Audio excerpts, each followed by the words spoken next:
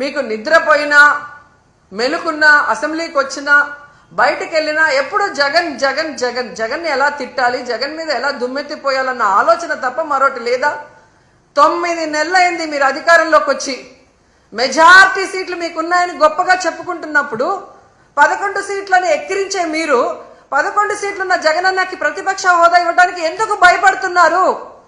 ఒకవేళ మీరు governor speech లో చెప్పినట్టు గత ప్రభుత్వంలో జగన్ గారే తప్పులు చేయడం వల్ల నష్టపోయి ఉంటే ఆయన ప్రతిపక్ష హోదా ఇస్తే అసెంబ్లీకి వస్తారు కదా, అప్పుడు నిలదీయండి, ప్రూఫ్లు చూపించండి. అంటే మీ పచ్చ మీడియాలో మీరు మాట్లాడే మాటలంతా కూడా అబద్ధాలు. కేవలం జగన్ని బ్యాడ్ గా చూపించడానికి మీరు ప్రయత్నం చేశారు. అదే అసెంబ్లీలో అయితే ప్రూఫ్లతో కూడా చూపించాలి. అక్కడ జగన్ ఎంత మంచివాడు, ఈ రాష్ట్రాన్ని ఎంత అభివృద్ధి చేశాడు, ఈ రాష్ట్ర ప్రజలకు ఎంత వెల్ఫేర్ చేశాడు, ఎంత డెవలప్మెంట్ చేశాడో చెప్పాల్సి వస్తుంది. కాబట్టే ఈ రోజు మీరు ఆయనకు ప్రతిపక్ష హోదా ఇవ్వడానికి నిరాకరిస్తూ మేకపోతు గాంభీర్యాన్ని ప్రదర్శిస్తున్నారు అనటంలో ఎటువంటి సందేహం లేదని కూడా ఈ సందర్భంగా తెలియజేసుకుంటున్నా. ఎందుకు ఇంత గంటాపదంగా నేను చెప్తున్నానంటే ప్రభుత్వం చేసే అవినీతిని ఎత్తి చూపించే PAC,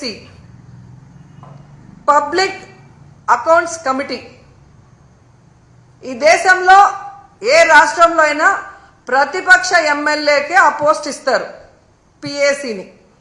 అలాంటి పోస్ట్ కూడా ప్రతిపక్ష ఎమ్మెల్యేకి ఇవ్వకుండా దొంగదారిన మీ ఎమ్మెల్యేకి మీరు ఇచ్చుకున్నారు అంటే మీ అవినీతి ఎంత పెద్ద ఎత్తున జరిగింది.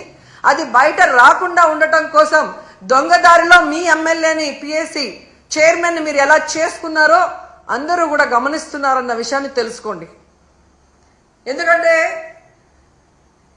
దేశంలో ఏ రాష్ట్రంలో లేనటువంటి విధంగా ఈరోజు ఈ PAC చైర్మన్ని మీరు తీసుకోవటం అనేది చూస్తుంటే, గతంలో ఎక్కడో విన్నాను తాలిబన్ల పాలనలో మాత్రమే ఇలా జరిగిందని, తర్వాత నారా చంద్రబాబు నాయుడు గారి పరిపాలనలోనే ఇలా జరిగింది అనేది చరిత్రలో చరిత్రహీనుడిగా మీరు నిలిచిపోతున్నారని కూడా ఈ సందర్భంగా తెలియజేసుకుంటున్నా.